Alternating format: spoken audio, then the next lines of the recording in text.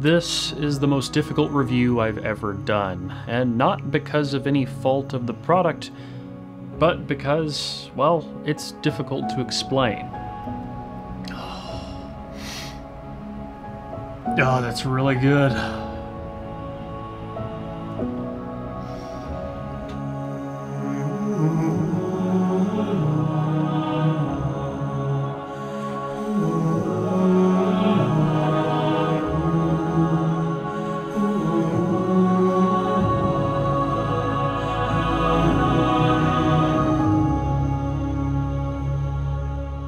The HE-1 is Sennheiser's legendary $60,000 all-in-one combo. It consists of the electrostatic headphone, a base station which has a DAC and amp built in. The design, language, and fit, well, it's very familiar to the rest of Sennheiser's lineup. If you've used an HG600 before or an HG650, you've seen this here shape. These are a bit larger, definitely softer and more comfortable. They have less clamp, thicker pads, and an incredibly soft cushion on top.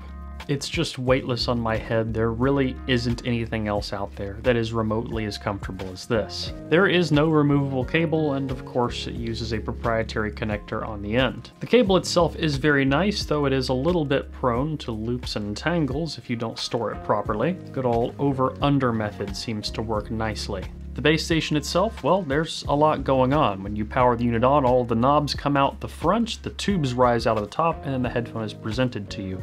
Now, this is a bit theatrical, but it also gives the tubes time to warm up before you start listening. It's kind of a smart way to do it. Once it's warmed up completely, the mute switch flips over to the headphone output. The volume knobs and all the other preference knobs return to their previous positions before it was last powered off. And those knobs feel very, very nice. Pop for volume is extremely smooth, but it's motorized. You can control it with a remote if you want. And the other knobs controlling input, output, and the crossfeed settings, as you adjust them, you hear relays click over inside. I've actually noticed that if you say turn the crossfeed knob, for example, and don't get it quite over to the setting, the motors take it the rest of the way for you, which is kind of cool. So yes, you can run in digital into the HE-1, but you can actually bypass its internal DAC or use it as a preamp for speakers because it has XLR and RCA in and out. But it also has this plug on the back, and that, well, that's a second headphone output for a second HE-1 headphone. You can run two of these off one base station and listen with a friend or partner.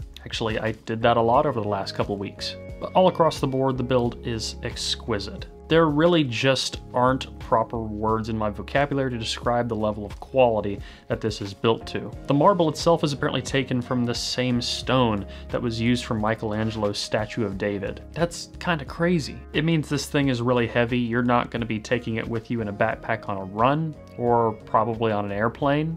And yes, all of those things add to the price, but what I really care about more than anything else is the sound. Let's start with subjective sound first, but I did measure this headphone and we'll go over objective sound a little bit later in this video. Now, I want to get this out of the way first. With subjective sound, HE-1 is a headphone where, yes, I can describe a lot of the facets of how it sounds to you, but I will not be able to convey to you the emotional weight that this headphone bestows upon you. So understand that while I go through this and I talk about the tone, timbre, soundstage, everything else, those are all facets that we as listeners can quantify, but there is another element to this that I simply can't put into reasonable terms. Let's go into the rest of the sound, we'll circle back to that. Soundstage is great, and you do have some control over that with the built-in crossfeed system. I've noticed that as I turn the crossfeed on, I get a little bit less stereo width, but things become more forward, vocals become more intimate, but not quite as much of an in-my-head way as it is more of a in front of me and close to me way. I don't prefer crossfeed on high, but if I'm listening to something acoustic, I generally would like it on low. The only times I really preferred crossfeed off is if I wanted to specifically take advantage of stereo width. So tracks that might be electronic in nature or things with very big reverb. But if you're listening to Jeff Buckley singing Hallelujah, crossfeed on low is definitely the way for me. Speaking of, let's talk about vocals. Vocals are incredible. They're never bloated, they are never bright, but they're always airy. They always have presence, they always sound realistic. It's like someone talking to you in the room, the same timbre. You can hear the air passing over their lips, you can hear their teeth, you can hear everything, but it's never sibilant. All of that treble information is there, all the mid-range information is there, all the low frequency information is there, but none of it pushes above the rest. It just sounds as it does when it was recorded. Some things are recorded binaurally and you hear the room that they were in. Some things are more recorded with a microphone right in front of the singer and you can hear that intimacy to the microphone.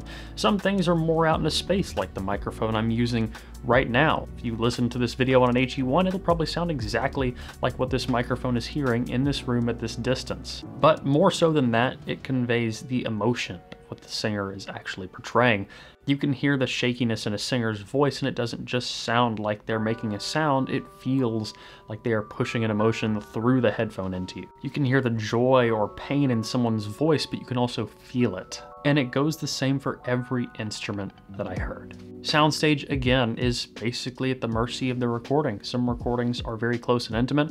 Some are as far out as I could possibly imagine a headphone being. Headphones are different from speakers because speakers, you get a definitive sense of space in the room, but you also have that laser image knowing that there's a speaker somewhere in front of you. Or even if the speakers disappear, sound is still somewhere in this realm. Atmos systems gray the lines and you have a bit more immersion behind you and above you, but a headphone has the ability to have sound that is omnidirectional in a sense, but still separated. The sound comes from everywhere. You are fully immersed in it, like being submerged in water. Whereas I feel like a speaker is looking into the aquarium glass in front of you. You can see the massive tank, you can see far deep within it, but it is in front of you. A headphone, you are submerged in the water, but it might be hard to open your eyes. You can't quite see as deep and my eyes can't focus. And the HE-1 does the best of both worlds where that haze is lifted. I can open my eyes underwater and I can see just as far, but I'm still fully immersed in the experience. The timbre is absolutely unreal. There's something about live orchestral music when you hear, say, the treble and kind of the treble timbre of brass. It's got a bit more of an edge to it, but then certain strings, they're warmer. Being able to do both at the same time without blurring the lines is very difficult, and HE-1 again makes it look easy. Even music that is particularly and even intentionally mixed poorly, it just sounds right. Like all headphones, well, you build up a bit of a tolerance while listening to it. So things like the timbre and the tuning, they become less of a wow factor as you listen more and more and more, but the emotional factor never seems to go away. I've been listening to this headphone for about 2 weeks straight, and when I put them on, I still tear up. Which is crazy because I have heard headphones that I felt like were a bit more laser focused in their detail, but never a headphone that conveys emotion in the same way as an HE-1. And hearing it on a show floor is one thing, but hearing it at home in a quiet environment is completely different. The dynamics come much more to life at home, whereas on a show floor, it's a bit hard to tell. It's punchy, the bass is deep, it's full, it's spacious, and it's textured. And it is very much the encapsulation of what I've been chasing for years and years and years as both an audiophile and a hi-fi enthusiast. Of course, the problem then comes that this is not necessarily attainable for the average person. It's not really attainable for me, even though I'm holding it in my hands right now. This does have to go away eventually, and I will miss it dearly. Don't get me wrong, I will take every chance I can get to listen to this. But it's not the only way to enjoy music for me. I still absolutely love things like the Warwick Bravura. That gets you pretty dang far without spending nearly as much. And I see the relation when I sit down and listen to even my HD650 with a tube amp. It has a certain level of vocal intimacy to it, and the tubes give it a bit of a euphoric factor. But at the end of the day, there is some magic element in this that I cannot quantify that just makes everyone cry. Doesn't matter what song you've heard. When you hear it on HE-1, you are hearing it for the first time. And I know people in the comments are gonna say, well, for that price, it better. And it does. While HE-1 has plenty of theatrics to it, and yes, the marble is unnecessary, it's a badge this headphone wears and deserves. Something that evokes that level of raw emotion out of the people that experience it goes beyond the bounds of practicality. It's a statement, it's a love letter to music. and a love letter to the people whose lives revolve around music. You know what else is great? Headphones.com has a 365-day return window, which is absolutely insane. Yes, I just put that plug in the middle of this video. We don't even sell this headphone over there, but I do think we should start selling t-shirts or something. Let me know in the comments if you want a Headphones.com t-shirt so I can bug the guys about making them. Anyway, I can gush about this for hours and hours and hours. Let's take a little bit of time and talk about objective sound and frequency response. Okay, I have the measurements pulled up here on my phone and on the screen for you guys to see as well. The target you see on screen is diffuse field with a 10 decibel slope measured on the Brüel & Kjær 4128. A target that people would generally consider to be neutral sounding. And with our blue line here, we have the raw measurement of the HE-1. Interesting things happening in the bass because it extends very, very deep, but we get a bit of an elevation at like 45 to 50 hertz. And yes, this is with a consistent seal. It evenly slopes down through the mid-range, and then we see a bit of a recess from our target at like 1.1, 1.2 kilohertz.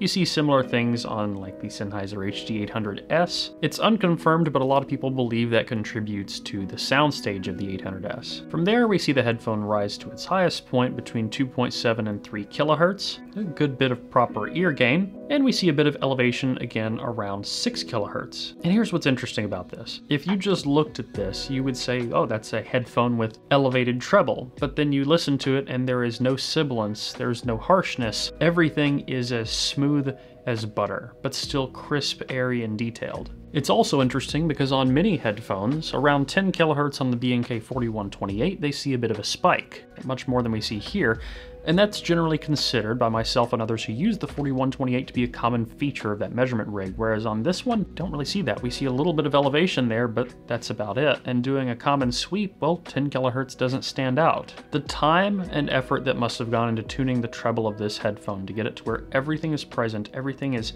airy, the timbre is just right, but there's no harshness and no sibilance, that must have taken a lot of time. And I think it's important we take a step back and realize that, again, the HE-1 is not the perfect headphone for every scenario. It's not portable, it's not cheap, and I definitely wouldn't use it for working because I wouldn't get anything done. I would just be listening to music the whole time. I probably wouldn't mix music on it either because everything sounds good. You could probably mix something like crap and it would still sound amazing. It's like I said earlier, the HE-1 is purpose-built and it's a love letter to music and to the people that enjoy it. It is a conduit of raw emotion from the artist to the listener. And it really is hard to come up with anything negative to say about this headphone. And in a sense, this review seems like my love letter to this headphone itself. Were I to own one of these, my hunt for the sound I've been chasing after for the last 10 years would be over. But for now, I'm just thankful for the time that I've been able to spend with it over the last couple of weeks. If you ever have the opportunity to hear the Sennheiser HE-1, I highly recommend it, especially if it's in a quiet, controlled environment. It is a truly special headphone, and no one's gonna judge you if you cry, because I cried a lot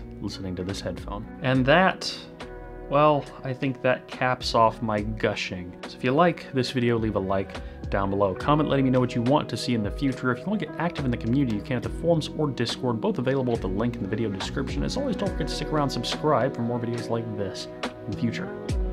Until next one, guys. Peace.